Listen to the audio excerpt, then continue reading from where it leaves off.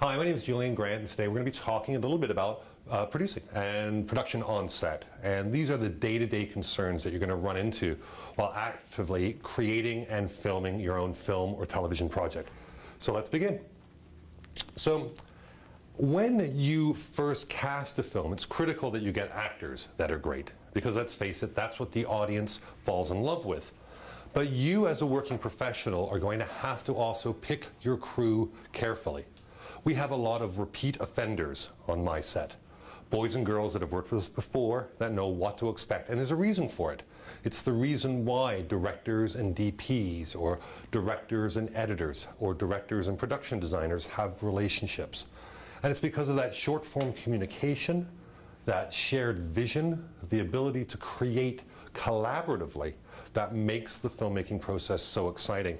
And when you have boys and girls joining you on your journey that share the same vision, technique, or style that you do, then the better it's going to be. So again, check the reputation for anybody that you haven't worked with before. Check out their interests and values. You know, you don't want to meet the grip that goes, yeah man, I'm a tequila monster. Every night I'll have to drink tequila. I drink tequila, I love tequila. Probably don't want that guy on set a lot. You know, I've worked with him. You know, he's not a lot of fun, especially at Oh God O'Clock. See my other lecture for that reference. Check flexibility, dependability, okay? Realism and commitment to the project. Come on in, everybody. Remember, class starts at 12:10. It's 12:12. Film set time is on time. You know, the good thing about film set time, which is really important as we look at production today, is that flexibility, dependability, realism, and commitment to the project. You know, you don't want to have boys and girls that are part of the team that show up late or not at all. And you see that happen a lot in amateur filmmaking. I've had a nickel for every student, you know, that said, oh, it's my first film assignment and people didn't show up. I'm like, so are you going to call those people again? You know, it always amazes me too, because when you think about it, if you're doing this, you should be as serious as a heart attack. Because if you're not, there are thousands of people out there that are. Okay? Success is 99% preparation and perspiration. It's not just about showing up on the day and winging it. All right? And that's why production and having a crew that you can count on is so important. So we shoot a lot of tests. Even when I'm working with experienced directors of photography, experienced performers, we shoot tests.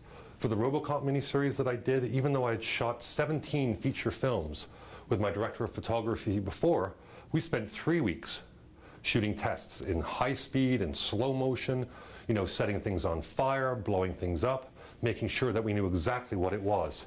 We spent time photographing our leading men, our leading ladies, to see how they would look on camera and how the colors of the makeup and the wardrobe and the set swatches would interact to the lens or the film stock that we were shooting. Very important. So tests are critical. And you need to have a pretty clear marching order line in regards to who talks to whom and how they do it. In the film industry, we use military time, and we use a lot of military protocols in regards to our pecking order. Top of the food chart in television is the executive producer. In film, specifically film projects, not movies, it's the director. In movies, think Hollywood movies, it's the producer. So again, and from that, as you filter on down through the various ranks and union designations and the like, there's usually a head of a department, a second, and then the boys and girls that filter in underneath. And there's a pecking order, how you speak and where you speak. You know, as an independent filmmaker, you may just all muck in and help. Your first film projects, you probably have 15 directors on set and nobody knows how to lift box. You know, as you move up the food chain, you'll find that we're very clearly focused and delineated, much like the Army. The Army is dependent upon foot soldiers, as they are upon field marshals, as they are upon, you know, majors, generals, and so on and so forth. We work the same way. And there's a reason for it, because everybody has a job to do and everybody should be doing it. Now, as a director, your world, your mise en scene, your vision of this entire environment is essentially all-encompassing. And with that, what I always try to do is make sure that I'm using the camera for storytelling and that I'm not just a passive observer of a scene. I'll give you an example of a passive camera. Look at any of those security cam pictures like the Paranormal Activities. Camera's just sitting up there, high, wide, and nasty. You see the shot, shit happens. You know. Filmmakers, however, such as Martin Scorsese, use the camera as an interactive member of the storytelling process itself. Heck, check out Boogie Nights, and you'll see an incredible tracking shot at the very beginning, which takes us all the way through, copied directly from Scorsese. The fact is that as a storyteller, the lens has a psychological impact. The length of the lens, the type of f-stop you're using, your framing, your composition, the way you see the world, thinking in 3 dimensions, foreground, middle ground, and background, all contribute to the overall mise-en-scene or the story it is that you're trying to tell. And you've got to kind of be doing that math, because boring shots from here are what most film students start with. I'm 5'8", therefore my master shot will be right here. And I'm like, I'll smack you. I will smack you. The first trick, camera, watch me, following me, is always shoot your master from here. Why do you think you might shoot your master from about 3.5 feet off the ground? Can anybody tell me? Tell you why. When you go to the cinema, when you watch television tonight, have a look. You'll see that the master, all the characters are slightly, I'm standing up, larger than life. The camera is slightly pointed up. Makes the characters appear dominant, larger on frame. And when you go to the cinema, you'll see it. All right? The master shot is our geography shot. It's the one that tells the audience, hey, here we are, here's our world. You know, by shooting it, not from here because I'm 6'2", but from here, slightly tilted up, I promise you, you will immediately see, if you put something in the foreground to pan across, or to be slightly busting your lens, a more professional and pronounced impact on your photography. Just one little tip right there for you as well, okay? Because you got to think in 3 dimensions, because you want to create depth in the frame wherever possible. And after you've set your master shot, which is the shot which tells us from top to bottom in the scene what's going on and who the players are, you're going to go to the most important part of the scene, which is the close-up. The close-up are the building blocks of any emotional scene, okay? Shot plus shot equals meaning, all right? And we can talk more about this as we will throughout the course of production. But as a director, as a filmmaker, as a storyteller, you have to realize it's the close-up where the audience falls in love. The close-up and tighter for emphasis are the 2 building blocks besides the master that you will use throughout your professional career. You'll decide whether or not they're going to be low or high, whether they're going to be on a jib or a dolly, but those are the 3 blocks that every director uses in some variation or combination, okay? And once you start to understand lenses, depth of field, the idea of pulling or racking focus, you know, moving through a specific Z depth, which is this depth, through camera, now you'll understand how important it is to frame and compose your cinema in which the lens and its interaction with character are as valid a storytelling perspective as even a character themselves, okay? And that's where the camera becomes a character. And that's tough, because it's not something that you can pick up immediately. It's something that you'll learn through trial and error. And the fact is that if you can use a simple way to do it, you probably should. In the last few years, they've invented a really great trick. It's called a camera slider. It's a bar. You put it on your tripod, okay? Instead of a dolly that you push, or a doorway dolly, which is a big cumbersome thing with rubber wheels that you put a tripod on and you push everybody around, the camera wobbles, looks like crap. Get a slider for $100, slap it on your tripod. You've got 10 to 12 seconds of seamless dolly move. Right there, your game's increased by 500%. Cost you $100. You know, indiesystems.com with a Y. You know, again, vary the camera height, as I mentioned earlier. Go low, go high. Shooting from this perspective, boring every day. Cinema lives in a variety of lenses and focal lengths, canted angles, you know, ways in which to see the world. Check out the work of any cinema stylist, such as Robert Rodriguez, okay? You know, and you'll see canted and moving cameras that constantly move around. You know, go see any picture by Michael Bay, you know, and you'll see a constantly moving camera at all costs to fill, well, the lack of emotional depth. Sorry, Michael. As a director, your job is not to let the director of photography do all the heavy lifting, Back in your rehearsal stages, back in your prep stages, you should hopefully have designed a visual palette for your film, and you should also have an idea of what your framing and composition is. You don't have to be a storyboard artist. In fact, for the RoboCop miniseries that I did, we did over 3,000 setups of RoboCop that were literally stick figures, but everybody could understand them, and that's what's really important too. And if you don't have a monitor so you can see what the camera's seeing, as a director, stand right next to the camera that the cameraman's shooting. If you're shooting with a 16mm camera or a 35mm camera without the benefit of a video tap, stand right next to the lens and see what it is that the camera's seeing. And that way then you can also have a nice quiet conversation with the actor, as opposed to being back, camera, I'm moving, in Video Village saying, that was really good, do it again. Nothing worse than actors getting directing from somewhere off in the Netherlands, okay? So very important, understand what it is that the camera is seeing, and you'll be much happier as well with your overall performance and material available. All right, here's the trick. Go to bargaincamera.com, all right, get yourself a jib. This jib is awesome. This will cost you 650 bucks. Get the stand, this is a tripod it's mounted on right here, for another 150 bucks. Buy a monitor for 200 bucks, for $1,000, you're into the 16-foot crane shot. Woohoo! Yeah, I know, see how excited everybody is? Promise you, crane shots make a picture, all right? You do your establishing shot, come down from the clouds to find, everyone's going, oh, OMG, I use crane shots all the time, all the time, all the time. My camera is constantly mounted on this jib, so that on its tripod, when I'm framing, I can do little swings, pushes, and moves where appropriate. Nothing worse than unmotivated camera movement, kind of sucks. But the fact is that tools like sliders and jibs elevate your game. Take advantage of this new tech, because it's something that used to be only available to professional cinematographers or studios or large broadcasters, and now it's available at all price levels, so really important.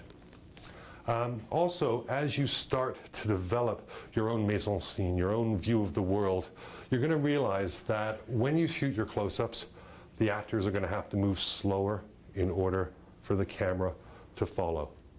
And the reason being is that if I move too quickly, there's camera catching up.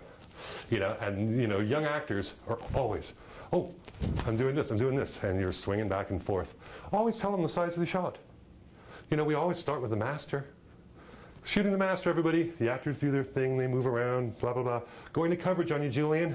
We're this high, which means, okay, better move it a little slower. And here's another trick. Don't blink. Watch TV tonight, watch a movie. You'll notice the close-up. Watch Jerry Butler in 300. My God, they push in on Leonidas. It's a 45-second push in on Leonidas. He doesn't blink. I'm just like, wow. In Rashomon, Akira Kurosawa, famous direction to a young actress being tormented in the woods. Unfortunately, do not blink, okay? Blinking has power. Watch it tonight. You will be, as you notice that most performers in any given dramatic scene will not blink. And if they do blink, you know what we do in editing? Cut it out. So it usually implies a loss of power for the position. And most leading men, you'll see them, eyes of steel, light shining in them, and not a blink on them either. And it's fabulous too. Also think about how much space you need to reveal. I once did a space station that the entire set consisted of a wall no bigger than this monitor. And it had all the doodads and electronical stuff. And when you framed it up, camera framed me up right now so that the edges of the frame are just the monitor. And as you can see, if you don't see beyond the edges of the frame, we're in space. Very, very important. Why spend money, thank you camera, on designing an entire room where you're only going to see certain areas as well? Design to frame. Don't be foolish and waste money on areas that, through prior planning, you could save money. I'll give you another example. For HBO, I did a picture where the bad guys at the beginning are putting a container of nerve gas into the HVAC system in order to kill everybody in a building. Pretty standard stuff, right? The shot is dolly across, controlled doodad to find canister of sarin gas, bad guy going, and shit happens, right? And so we get to the location. Location manager says, okay, great. Let's go down to the basement, sir. It's going to take us about 15 minutes to get down there. We've got to go through some gangplanks and all this, and we've got to get down there. I'm like, whoa, whoa, whoa, stop. He goes, what? I said, why am I going all the way to the basement? He goes, well, that's what the scene says, sir. I said, did you look at the shot list? He goes, yeah. I said, what's the shot? And he goes, it's a close-up, sir, just dollying right across. I go, where are we standing? He goes, at the front door. I go, here, come with me. Put a lens on it. Look at this doodad box here. Oh, we could do the shot right here. I'm like, yeah, dude, we don't have to go 20 minutes into the, you know how long it would take to hump all that gear down to the basement, get everything ready? He's like, about 4 hours. I go, how long will it take me to shoot it here? He goes, 20 minutes. I'm like, awesome, here we go. So again, that's the kind of working relationship that you want to have. You want to have thinking boys and girls that can help you. I just shot a picture here in Chicago recently where I did 9 locations in one restaurant because, again, they had 9 different looks available. So that's the sort of thing that as you start to tie these elements together visually in your picture, maximize your resources. Be logical, be consistent. You know, every set should be literally a pan away if possible. You don't want to move the trucks, you don't want to move the cars, you don't want to move the unit if you don't have to. Tomorrow I've got a location survey where I'm shooting, and my director said to me, hey Julian, so we're going to go to shoot at this upscale condo down at State Street and 16th, you know, and then we're going to move all the way across town and go shoot in this alleyway. I said, really? I said, yeah. I go, I don't think so. He goes, what do you mean? I said, well, when we get out of the upscale condo, guess what's downstairs? He goes, what? I said, an alley. I go, why would we move the unit for 2 hours just to shoot an alley at night? He goes, well, I really like that alleyway over there. I said, I really like not moving the unit for 2 hours. So, because you see, that's 2 hours that we're not filming. So, he goes, well, I think it'll work. I said, I'm sure it'll work. Go over there and have a look tonight. So last night he goes over there and he rings me up at 11 o'clock at night and goes, dude, this is fabulous. It's right next to it and I can shoot longer. I said, awesome, you're so cool, bye. You know, the fact is you need to maximize your resources for what's available to you during production. Every time you move, it means you limit your coverage. Okay, most shows do, on average, 25 to 35 physical camera setups a day. All right? The bigger budget world will do about 1 an hour or 12 a day. In your world, 25 to 35 setups a day. You know, try to beat the all-time record of like 100 setups a day. That's the crazy run and gun stuff that you can do when you're in a shooting frenzy. We'll talk more about a shooting frenzy. It's not nice. It's kind of like a shark frenzy, but it can work too. It helps you get lots of coverage really quickly, and it's good for fight films and things like that. I've done a lot of kickboxing films over the years, and when you do kickboxing kinetic action films, it's a handheld, and whoa, and it's a punch, and it's a punch, and it's a punch, and turning around, and it's a hit. You know, that's when you really start running and gunning. You're chasing the guy down the street, and you're running over, and it's parkour. Whoa. You know, and you know, that is the type of stuff that you'll see a lot in action films too. If you haven't checked out any of the really cool French action films like District 9 or District 13, they got lots of parkour and run and gun stuff. Check it out. There's some really groovy stuff in that. Because you need lots of coverage. You need stuff to edit. And every time you move the trucks, every time you're not shooting, you're not getting coverage. And that's why editing is critical. If you're a filmmaker, you need to know how to edit. I do not believe a good director can be a director unless he or she knows how to edit, either internally or sit down next to somebody who can press all the buttons on the magic box. All right, doesn't matter what flavor, PC or Mac, Avid or Final Cut. Most indies seem to go the Mac Final Cut route, which is awesome. You know, you've got an entire production studio in your box, throw in After Effects, and you can do anything. You can do anything on your laptop or one of these, you know, larger desk-bound units. But that's the thing that's so groovy. But unless you got stuff to cut, and unless you have an idea of how to cut, your film work's going to suffer. You need to know what it is you need to shoot, and you need to know where to cut bait to. Because when you start to break down the script into its building blocks of master, close-up, and tighter, you know, you may decide that all I need in my master on this scene is crane down to find the classroom. Julian is talking to the students. He says, hi, my name's Julian. This is a lecture on production. And cut. Great, and we're going to do the back end of the scene. Hi, my name's Julian. Thanks very much for listening to me. You know, I hope you enjoyed this lecture. Good, that's the tip and the tail of the scene. That's all we're going to shoot in the master. And then it's close-ups all the way around. You, 1, 2, 1, 2, 1, 2, 1, 2, and so on and so forth, and maybe 3 on me, just to vary sizes, you know, and because I'm teaching. But the fact is that then I can spend more time on my coverage. I can decide where it is that I need to spend my time. And I also need to decide where my cameras are going to be and my action axis. This is one of the areas that most young filmmakers get confused on. And I'll give you a simple trick. That's your master. We're all clear on that, right? You're all shooting it from about here. Then we go to coverage. If I'm shooting you and you're looking camera right, okay, and they go to shoot my close-up, which camera direction am I looking? Anybody? Left. Perfect. It's just the opposite. Have a continuity person work with you, keep track of it. Same with camera people. You're looking camera left, sir. Which way am I looking? Right, correct. Right. I'm looking camera right, miss. Which way are you looking? Left. You're looking camera left, sir. Which way am I looking? Left. No? Right. There you go. Okay, 50-50. You're pretty good. You're looking camera right, sir. Which way am I looking? Left. Perfect. You're looking camera left, sir. Which way am I looking? Right. See, you guys already have it. Awesome. So there's no reason why, you know, again, action axes have to be a problem. All right, I'm looking camera left, sir. Which way are you looking? Right. You are so awesome. And you, sir, you're looking camera right. Which way am I looking? If I'm looking right, Yep. then you're looking. Don't think about it too much. I'm making me nervous. That's all right. You're looking right. I'm looking. Right. No. I mean, wait. You're looking camera left. You're looking. You're looking left. No. You're looking right. I'm looking. Right. No. No worries. We'll move on. But don't worry. You'll be fine. It's always the opposite. I'm looking camera left. You're looking. Camera right. Oh, awesome. There you go. It doesn't take long. Yeah, And no, exactly. And that's what it is. Film directing, okay, and blocking and staging is like Sudoku. Easy to understand, a lifetime to master. Very important. So because you start marking up your script, you're going to start drawing in it lines down the right-hand side. As I take my pencil, I'd like to have the top of the scene covered in a master shot. I'm going to draw a line through the section of the script up until the fact that Wojciech talks. Then I'm going to stop.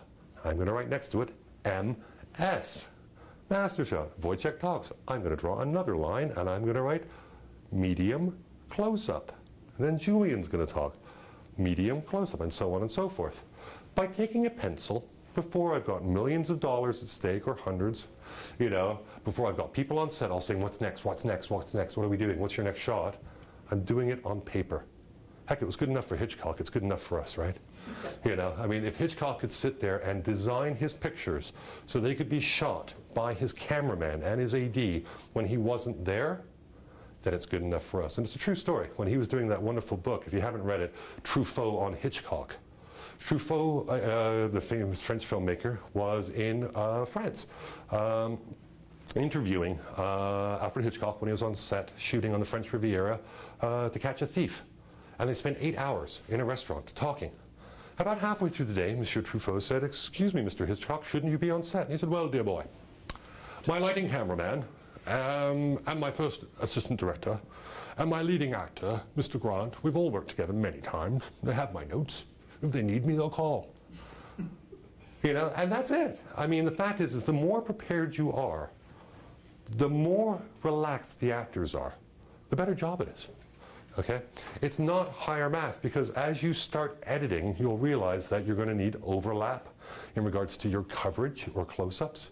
One thing you guys always forget is if I'm moving and I stop in a scene, always shoot overlapping close-up coverage where I'm actually moving and coming into the landing. You know, oftentimes, too often, it'll be like, "Okay, we're going to do your close-up now, Julian, and we're just going to start it from you static." I'm like, "No, you're not," because I know the editor's going to want that moving motion where I move into the close-up. So these are the sort of building blocks that through experience you're going to learn, and you're also going to learn that as I look to the right, when you cut away, I could be looking at anything.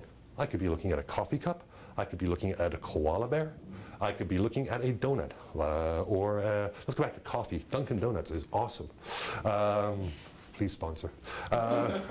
So again, overlap and movement are very, very important for editors, and you'll realize that too when you're sitting at the magic box and you go to edit and you go, "I didn't get an overlap or a motion," or things like that. So again, all part of the deal when you start to produce and create your own work.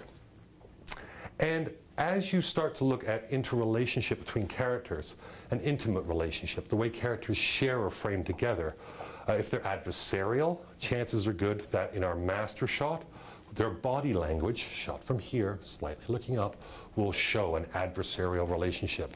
We might be shooting over the hip of one character, the gunslinger shot, if you would, you know, with the other person here ready to go at them. When they do their close-ups, each of their close-ups will be clean, meaning that the other guy is not impeding on the frame.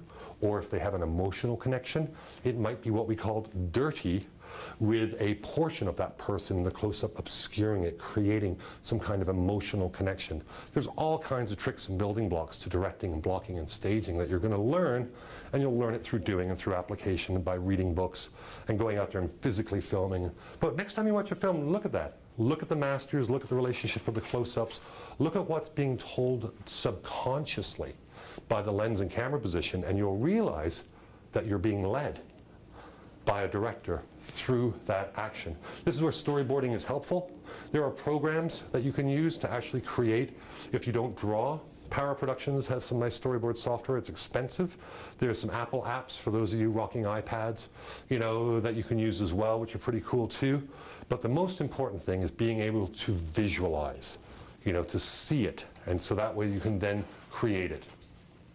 And as I break down a script, as I break down all of my notes to myself, here's a trick. Keep a pad, all right? A steno pad, a moleskin, I don't care what it is, you know, but have notes to yourself on every scene. You know, I have my blocking diagrams drawn on that. I have emotional notes drawn on that. I have my thoughts, all the stuff that was done while I was sitting at my desk drinking Dunkin' Donuts, you know, writing notes to myself. So that way when I get there on set, I go, oh, it's scene 13. All right, my coverage is a master, 2 lenses for each character, great, all shot from about 3.5 feet off the ground, so that's standard. All right, what's my note here? Remember, the context of this scene is that this is the scene in which, you know, we're going to reveal, you know, through implication. Oh, okay. That's interesting. All right, what did I mean by that? What you meant by that was that, you know, you wanted to stage it so that each of the characters are slowly moving against each other, coming towards or being framed in light. Here's an example picture. Ooh, I like that. Okay, great. All right, here's what we're doing. And by having that crib sheet or those notepads as well, they help jog your memory, because I promise you, filmmaking, feature filmmaking is a marathon. It is not a sprint. Okay, short filmmaking, it's a sprint. It's like, we shoot for 2 days, you know, eat mom's cooking, yay. Okay, feature filmmaking will run you 20 to 90 to 120 days. When you get to day 109, like I did on the RoboCop miniseries, you will barely know your name. You will depend upon your notebooks and you will go, all right, scene 238. Oh my God. You know, and there's a reason for it. You wrote it down when you sat at your desk drinking Dunkin' Donuts, thank you. You know, and you were free, you know, you could think. By the time you get to the floor and you're 109 days in, I promise you, you'll be exhausted. When you shoot nights from 6 p.m. to 6 a.m. at 3 o'clock in the morning, and you're trying to remember what it is that you meant, that's where your notepad is so critical to you, okay? So make these crib cards, you know, and make sure also that you have a shot list, if you don't have a storyboard, and shot lists are fine, I use them all the time, that you check off as you go. You know, I give my shot lists to continuity, my director of photography, my production designer, and my editor. You know, I go, okay, boys and girls, let's follow along. You know, if you got any other suggestions, let me know. But otherwise, this is what we're shooting. You know, and continuity, yeah, there you go. Beautiful, man. See, that's the secret. Because that way you know if you've missed anything, right? Without having a diagram, you are going to be lost. You cannot wing it. You cannot make it up on the day, because you will miss an opportunity, or you will go home and say, OMG, I forgot to get this. And that can make or break your show. Practically, you need to keep a couple of things in mind. Try to keep characters away from walls.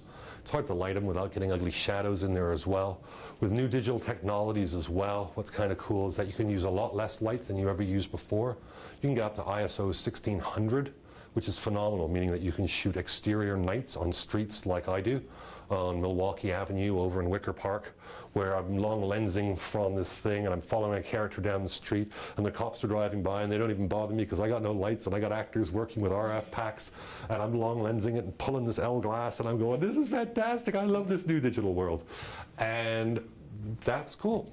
So again, as you start to adjust the heights of your shots and the way the characters are placed in scenes, check out pictures by Sergio Leone, the master who made Italian westerns. Check out the importance of, again, visualists, directors that use the camera creatively, and you'll find that it takes a lot of prior planning. We use stand-ins for lighting opportunities, so that way then we don't have to have our principal cast stand there while we're lighting. And we do a lot of preparation. We do an awful lot of preparation so that when we go to do the dance, everybody knows their steps. I made a lot of fight films. I made 10 fist and face films, kickboxing films for Lionsgate. And all of those are all dances, So whenever you see those big fight films where you're seeing somebody pounding the crap out of each other, you'll usually see about 3 beats. Punch, hit, punch, cut. And then you move on to the next beat. I was watching one last night, a Vin Diesel film, Represent.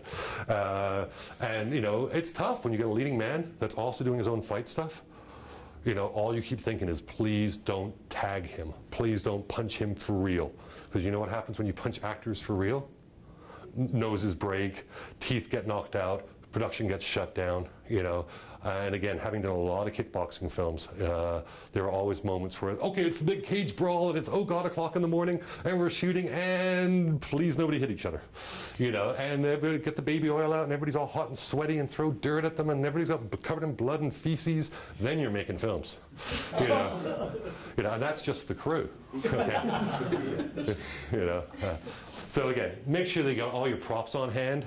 Boy, oh boy, I'll never forget one set I was on. And I said, do you have the props? And the prop master was like, yeah, I got them here in my pocket somewhere. I was like, next day we had a new prop master. Keep everything in bags, keep everything organized, keep everything labeled, keep it in a proper box, that kind of stuff. Because you don't want to just throw it in your gym bag, let's say it gets busted or broken. Take care of your props and they'll look after you. Actors love to know what props they have. A lot of my actors in their wardrobe will actually put things for their characters in their pockets. They love that. Wow, my character has a fountain pen. What does that tell me about Julian? Well, he's kind of old school that way, right? He has a fountain pen. Actually, I have 4, which means that I'm a little bit of a collector. But none of them are very expensive. But I've had this one for 9 years, and I use it an awful lot.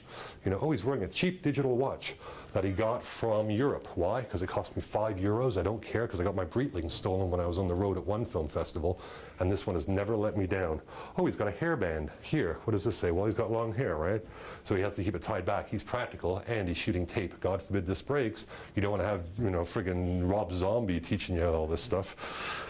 Last but not least, he's got a leather wristband here. Why? I'm not sure. It's a matter of habit. So again, all these things tell you about character, and these are props.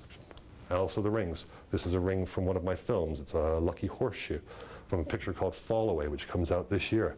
And so one of the characters wore this, and I was shooting a music video for it last week, and I forgot to give him back the ring. So there you go. Bad prop handling by me.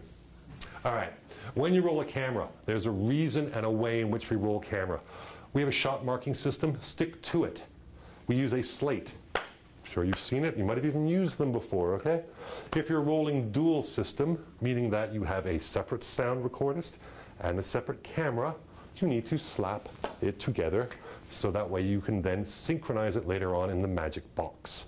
If you're rolling single system like we are today with the lavalier mic plugged in directly to the camera, there's no need for a slate off the top. And yet, inevitably, I'm on film sets, there's film students slapping away on slate boards, and I'm like, oh, for God's sake. And when you are slating, please, for gosh sakes, when you got a slate right up close against an actor's face, light sticks, light sticks, light sticks, not whack-bam. I've seen poor actors literally get their noses almost caught, and don't bark at the actors, ah, shot.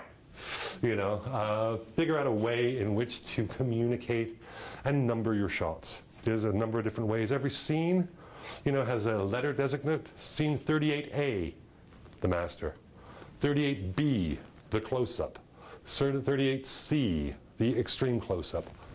38D, the other close-up. That's one way of, or 38, 1, 1, 1, 2, 1, 3, 1, 4.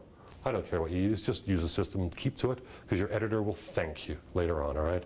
The alphanumeric code is most prevalent in North America.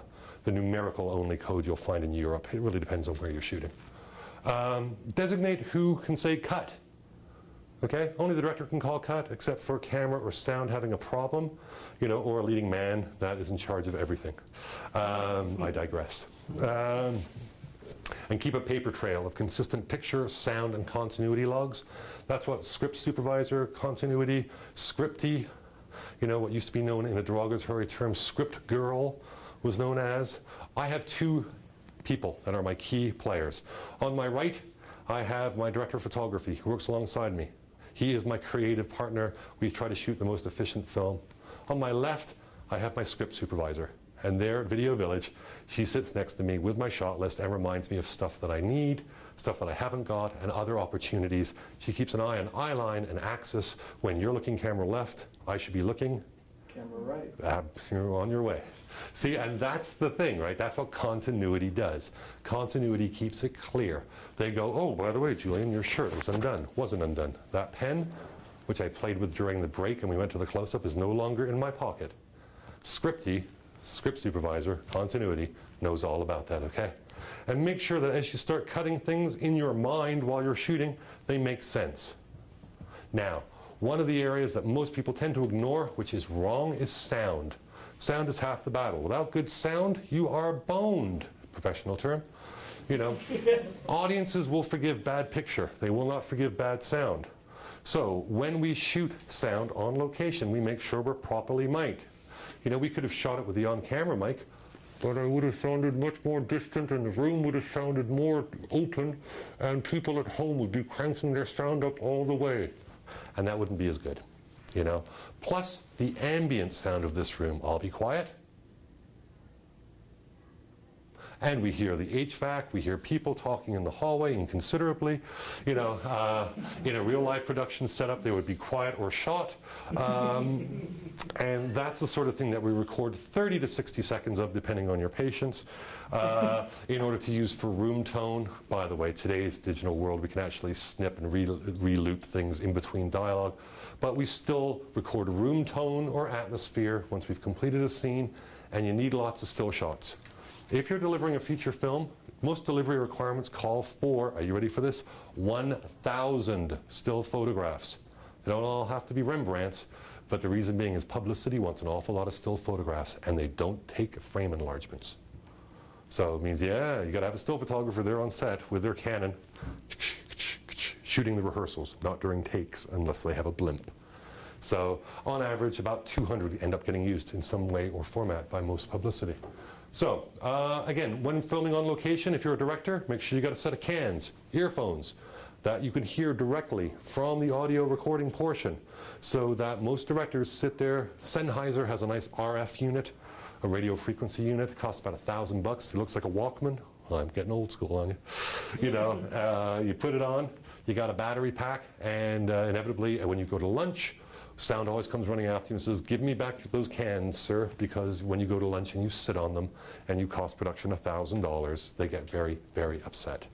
But again, as a director, as a producer, you need to hear what's being recorded for sound, and you want to always make sure that the mic shadows, the boom, are not swinging through the scene, causing undue attention to themselves, all right?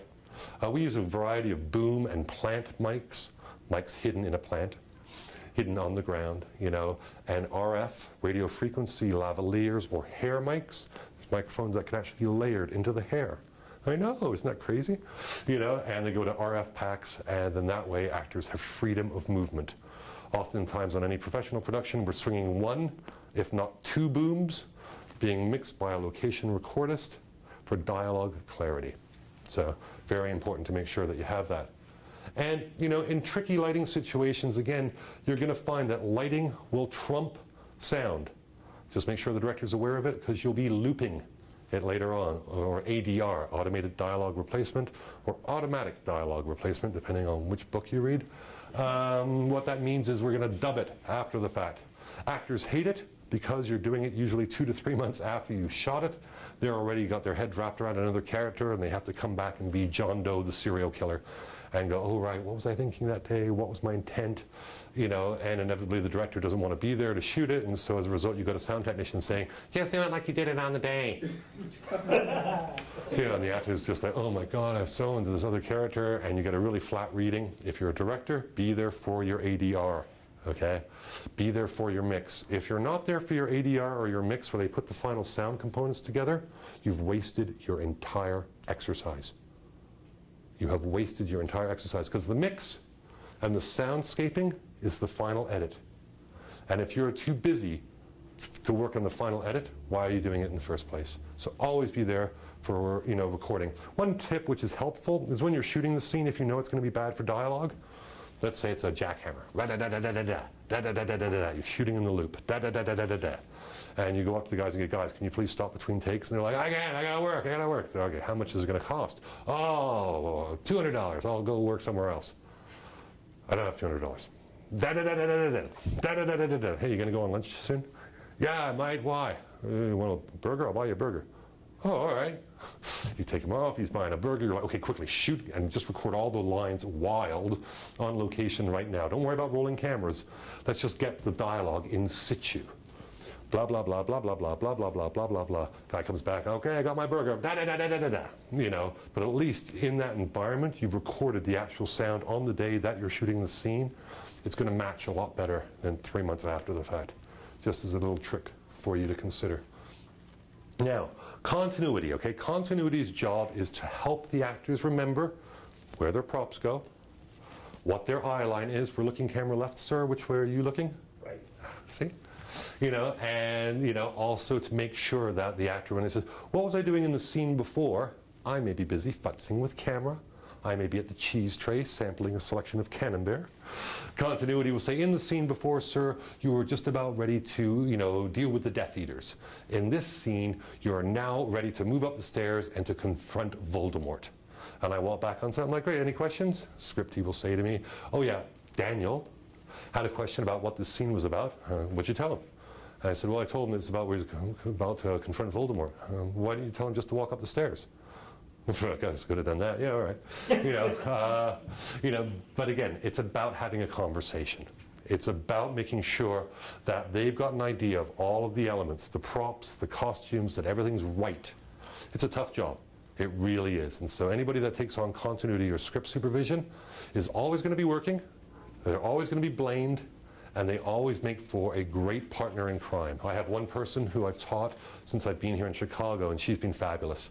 And she's learned so much along the way and helped me on so many occasions where I'm going, oh gosh, I'm shooting an insert and I can't remember which way they were looking. She'll go, oh, he was looking left. I go, you sure? She goes, I've been doing this long enough with you now, sir. Oh, sorry. You know, and then she'll say, well, yeah, but shoot both ways just to be careful, you know. And so, you know, and I love that. You know, I love the fact that we have that level of communication. You know, I'll send Scripty out, you know, with a camera sometimes. I'm like, do me a favor, give me an establishing shot. And she'll be like, okay, great, sir. Because she already knows what the palette is. And she'll be like, okay, he shot all of his masters, you know, panning left to right, and this one he wants to show an opposite world, so let's pan right to left. Here we go, and we'll shoot it both ways, just to be safe. The other thing about continuity, which is important, is that they're looking for inconsistencies in actors' performance. You know, dialogue variations, the placing, the timing, and the natures of actors' actions. For example, my name is Julian, and I like to smoke, right? Go for the second take. My name is Julian, I like to smoke. Julian, you put the cigarette in your mouth after my name is Julian. Did I? I had no idea. I was busy acting. All right, going again. My name is Julian, I like to smoke. Julian, you put the cigarette in your mouth a little later. Oh, all right. My name is Julian, I like to smoke. You know, and so on and so forth. And that's how you get to take 56. And take 56 is an ugly place. Take 56 is really where you're crying. You know, and if your 56 takes in, cut bait, move on. Speed, direction, and stopping of mobile camera shots, you know, is also the domain of continuity. Camera's on the move, and as Julian speaks, the camera slowly stops, and there. And when we do it the next time, Camera's on the move, and Julian slowly speaks, and there. Perfect. Loved it. You know, camera direction, speed, good. Everything's fine. She's got a stopwatch, and she lives by it. Everything lives on the stopwatch. The minute a scene starts, tick, tick, tick, tick, tick, tick, tick, tick, tick. Scene ends. I go, how long was that? Minute and a half, sir. How long is the scene on script? It's page and 4/8. Page and 4/8 is a minute and a half. Scene was a minute and a half. Yay, timing is perfect. Now, other things to think about also when you're on set is that it is like watching paint dry. Okay? Set work is, by law, classified as an industrial workspace. Right? That means proper shoes, boys and girls. Don't wear flip-flops to set. God almighty, if I had a nickel for everybody from the pretty department that comes up swanning in flip-flops, you know, and stupid sandals, and I'm like, there's cables, there's heavy bone-crushing machinery nearby, there's rocks. I was on one location, I'll never forget. You know, we're making it rain, it's night and day, we're in this industrial warehouse, we got large sprinklers shooting everywhere. You know, everyone's covered in blood and feces, as always, you know, and in comes the pretty department, looking and smelling lovely in flip-flops, and they're like, hello everybody, we're here to do final touches, you know, and I'm like, ladies, leave. Like, go put some proper footwear on. There's glass, there's stuff all over the place. You know, there's large swinging girders, and they're not dressed appropriately for the work. Plus, film work is long. Our days are on average 12 hours, easy, and an hour for lunch. That's 13 hours, okay? If you ever get into the world of commercials, start looking at 16 to 18-hour days. You're all into overtime, union wage, so it's good money. Worst I ever did. Kid you not, I did 36 hours straight on one show. That's a day and a half straight. Made money through the yin-yang. And I was telling this story to an old Chinese director of photography, Uncle Bill, when I was shooting a TV show. And, you know, as inevitably war stories happen, you tell him, oh, what's the worst thing you ever did? And I go, so what's the longest shoot you ever did? He goes, 5 weeks. I went, 5 weeks? How does that work, Bill? And he goes, Chinese Red Army. If I stop, they kill me. And I was like, wow. So again, it just goes to show you, no matter how bad your day on set is, it's not 5 weeks long with death looming overhead, okay?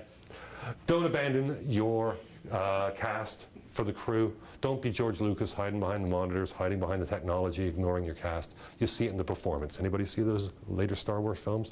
You can tell those poor actors left adrift. You know, be with the camera, but be with your cast. You know, talk to your cast, keep them engaged, keep them excited, because that's all people care about. They don't give a crap about us, unfortunately. And the fact is that ultimately, as you try to keep the momentum going, as you try to make everything work for your film, you're going to have to be the cheerleader. You're going to have to be the one that sets the tone and the direction. You're the first one up that hill. You're the first one standing out there. You're not walking around looking for a cup of tea or a cheese tray. You know, you're the one saying, great, it's pouring rain outside. First shot's going to be, as you climb the muddy hill with the tripod strapped to your back, slam it down and say, first shot's here. The rest of the crew looks at you and goes, yes, sir, and comes out into the rain. And I did that on one picture, where I climbed the side of a mountain in order to prove a point. Because the fact is we're shooting, rain or shine, this is the job, and you know what? We're all either with the show or we're not with the show. And you'll learn very early who's with the show and who's willing to go the distance and who isn't. And the boys and girls that start complaining about overtime, the boys and girls that start complaining about working conditions, the boys and girls that haven't had enough foresight to dress properly for the weather, look in the maps, you know, like look at a call sheet. The call sheet will say, rainy today, bring your rain gear. And inevitably, I'll show up to set and there'll be somebody standing there in the rain without a rain jacket on, with flip-flops, you know, getting soaked. I mean, where's your rain gear? Oh, I didn't bring any. And I'm like, is this your first time on set? You know, I have a ditty bag which sits in my car, you know, which has rain gear, which has replacement shoes, socks, underwear, toilet paper, okay? Has a bag full of medicines, and especially, gosh forbid, you need anything for special needs, right? Diabetes, high blood pressure, that kind of stuff. You need to make sure that you have all of your own elements, because as we finish up this lecture on production, the one thing you need to be is a self-cleaning oven, all right? So let's review. Number one, do the math on paper before you ever hit the floor. Block out your shots, line your script, get pictures, and put them all together in a meaningful and cohesive way. Number 2, learn how to edit those shots on paper and on the Magic Box, so you can actually sit there and figure out, hey, great, this cuts to this and this cuts to that. Number 3, remember there are 3 basic shot elements. The master, which is your geography, your close-up and your extreme close-up, and number 4, figure out how many of these you can jam into every given 12-hour day plus an hour for lunch, half an hour on the West Coast. You know, the most important thing you can do as a director, as a filmmaker, as a creative in the film and television industry when it comes to production is be prepared. Because by the time you get to set, if you're making it up on the day, you failed. Okay? It's like going to an orchestra and saying, all right, 80-piece orchestra, flute, let's hear a note. Doodaloo. And bassoon, let's hear something. Boom, boom, boom. You know, and drums, boom, boom, boom. No, you want to walk in there and orchestrate. You want to direct. You want to have all pieces firing so that everybody's on the same page and with the show. That's me, so that's our lecture today on production.